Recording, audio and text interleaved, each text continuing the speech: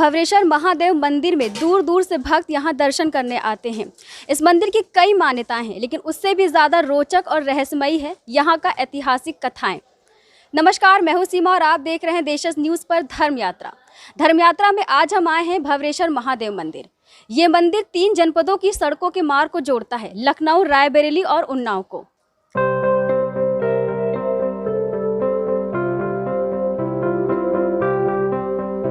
भवरेश्वर महादेव मंदिर की कई मान्यताएं हैं। कहा जाता है कि इस मंदिर का नाम पहले भीमा शंकर था।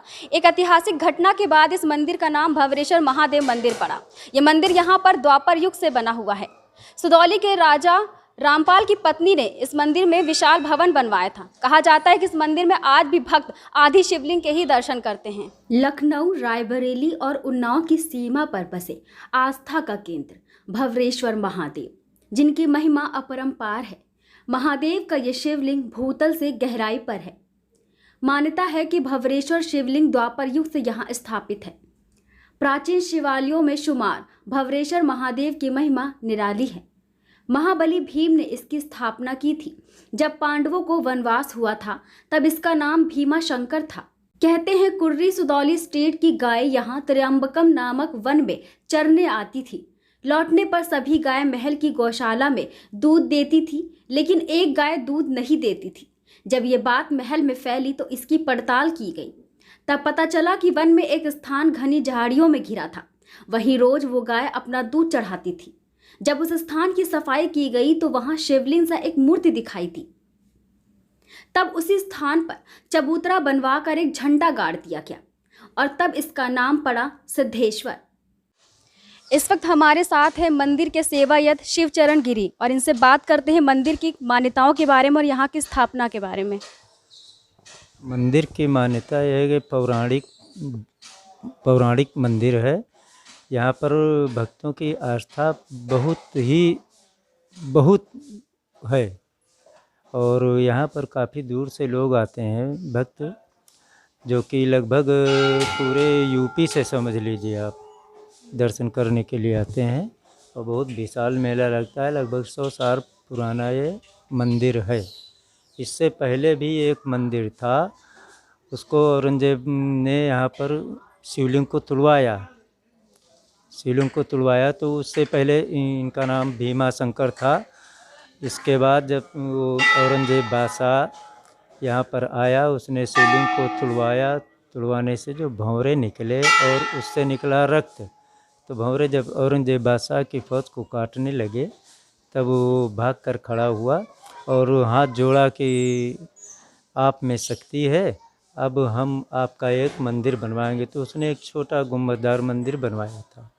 उसके बाद फिर राजा साहब कुर्री सुदौली के राजा साहब की तबीयत ख़राब हुई। रानी साहब ने मन्नत मानी कि अगर राजा साहब की तबीयत अच्छी हो जाएगी तब हम आपका एक विशाल मंदिर बनवाएंगे।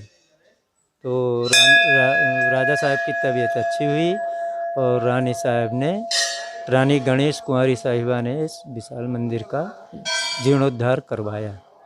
भक्तों के लिए मंदिर कितने बजे तक सुबह खुल जाता है? भक्तों के लिए लगभग मंदिर 4 बजे खुल जाता है। बाद में जब कलयुग में मुगल शासक औरंगजेब इधर से सेना लेकर गुजर रहा था तो हठवश उसने शिवलिंग की खुदाई शुरू कर दी। उसने जितना खुदवाया उतना ही विशाल शिवलिंग मिलता गया, लेकिन उसे सफलता नहीं मिली। खुदाई के दौरान पत्थर से रक्त निकलने लगा, जिसे देखकर लोगों ने खुदाई रुकवाने की कोशिश भी की, लेकिन औरंगजेब नहीं रुका। जिसके बाद पत्थर से दूध की धार बहने लगी। फिर भी जब खुदाई नहीं रुकवाई तो उस स्थान से बड़ी संख्या में भंवरे प्रकट हो गए, जो खुदाई करने वालों पर हमलावर हो गए, जिसके भय से खुदाई करने वाले मौके से ही भाग गए। इसके बाद से ये क्षेत्र भवरेश्वर के नाम से विख्यात हो गया। गांव वालों ने शिवलिंग के ऊपर मठिया डालकर पूजा अर्चना शुरू कर दी। आगे चलकर सुदौली के राजा रामपाल की धर्मपत्नी ने अति प्राचीन मंदिर का जीर्णोद्धार करवाकर भव्य रूप दिया। इस भवरेश्वर शिवलिंग का आज भी धरती से आधा ही भाग निकला हुआ है। इस शिवलिंग पर खुदाई करने के कारण शिवलिंग का ऊपरी भाग टूट गया था। आज भी भवरेश्वर मंदिर में दूर दूर से भक्त इसी टूटे आधे शिवलिंग के पूजा करने आते हैं। भक्तों का कहना है कि उनकी सभी मुरादें पूरी होती हैं। सावन के महीने में बड़ी संख्या में भक्तगण भोलेनाथ को मनाने आते हैं। वक्त मेरे साथ है मंदिर के संचालक नीरज गोस्वामी। आइए इनसे बात करते हैं और मंदिर की मान्यता और स्थापना पर, यहाँ पर जो ऐतिहासिक कथाएं जुड़ी हैं इनके बारे में। मंदिर की स्थापना कब और कैसे हुई? जी, द्वापर में शिवलिंग की स्थापना भीम के द्वारा हुई है और कुंती जी के पूजा करने के लिए हुई। भीम ने स्थापना किया था द्वापर में। पहले इसका नाम भीमेश्वर के नाम से जाना जाता था। जी जी। उसके बाद जब राजा का शासनकाल आया, औरंगजेब ने जब इस पर चढ़ाई की तो मूर्ति को खुदवाना चाहता था। अंत नहीं मिला तो उसने अपना फावड़ा चलवा दिया था शिवलिंग पे। आज भी शिवलिंग टूटा हुआ है। तो इससे कृच निकली। कृच निकलने के बाद खून निकला। खून निकलने के बाद भौरे उत्पन्न हो गए और वो भौरा जो थे वो शक्ति के भौरा थे। तो जिसको काटते थे वो तुरंत जो है ख़त्म हो जाता था। तो औरंगजेब ने क्षमा मांगी और क्षमा मांगते हुए इस मंदिर का निर्माण कराया मठिया टाइप का, और इसका नाम भीमा शंकर से भौरेश्वर रख दिया गया। जी जी, इसका नाम भौरेश्वर पड़ गया। फिर राजा रामपाल हमारे सिदौली स्टेट के हैं। उनकी पत्नी का नाम था गया देवी, रानी गया देवी। उनके कोई पुत्र नहीं था। लोगों ने उनसे बताया कि रानी साहिबा आपके कोई पुत्र नहीं है, अगर ये इस मंदिर को आप जीवन उद्धार कर दोगे तो हो सकता पुत्र रत्न की प्राप्ति हो जाए। तो उन्होंने संवत 1999 में औरंगजेब के मठिया को तोड़वा करके इस मंदिर का जीवन उद्धार कराया था।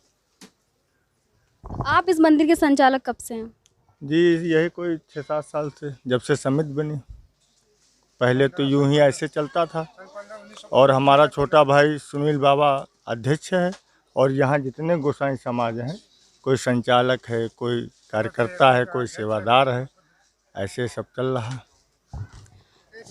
मंदिर के संचालक द्वारा भक्तों को ये मुफ्त में भवरेश्वर चालीसा की किताब भी दी जाती है, जिसमें भवरेश्वर मंदिर के बारे में सब कुछ इसमें लिखा हुआ है। तो आपने सुना खुदाई के दौरान यहाँ पर एक पत्थर निकला था। औरंगजेब ने इस पत्थर की कई बार खुदाई करवाई। खुदाई के दौरान इस पत्थर से पहले रक्त निकला, फिर खून निकला और फिर भंवरे निकले। भंवरे के डर से जब औरंगजेब यहाँ से भाग गया तो यहाँ के ग्रामीणों ने आधे निकले हुए इसी पत्थर को शिवलिंग मानकर पूजा अर्चना शुरू कर दी। बाद में सिदौली के राजा रामपाल की पत्नी ने इसी मंदिर पर विशाल भवन बनवा दिया। कहते हैं भक्त आज भी इसी आदि शिवलिंग के ही दर्शन करते हैं।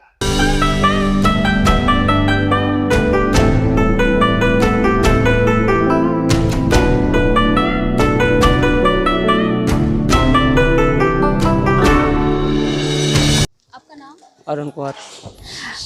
भवरेश्वर महादेव मंदिर सावन में तो इस बार सोमवार को नहीं खुल रहा है, तो बड़ी दिक्कतें हो रही लोगों को दर्शन करने में। आज आप यहाँ दर्शन करने आए? जी यहाँ अच्छा लग रहा है। कितने समय से आप यहाँ दर्शन करने आ रहे हैं? काफ़ी समय पर 20 साल। 20 साल से? मतलब आप जब छोटे रहेंगे तब से आप यहाँ दर्शन करने आ रहे हैं।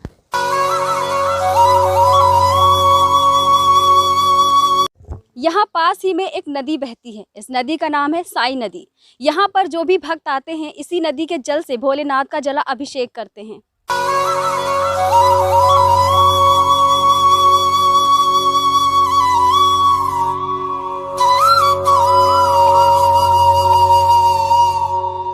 भवरेश्वर महादेव मंदिर से जुड़ी मान्यताओं के पीछे जो यहाँ की रहस्यमयी कथाएं थी, आपने उन्हें सुना। इससे जुड़ी आपका कोई भी सवाल हो तो आप हमें कमेंट करके पूछ सकते हैं। धर्म यात्रा में आज इतना ही। फिर मिलेंगे एक नई धर्म यात्रा के साथ। अभी मुझे इजाज़त दीजिए। जय भोलेनाथ।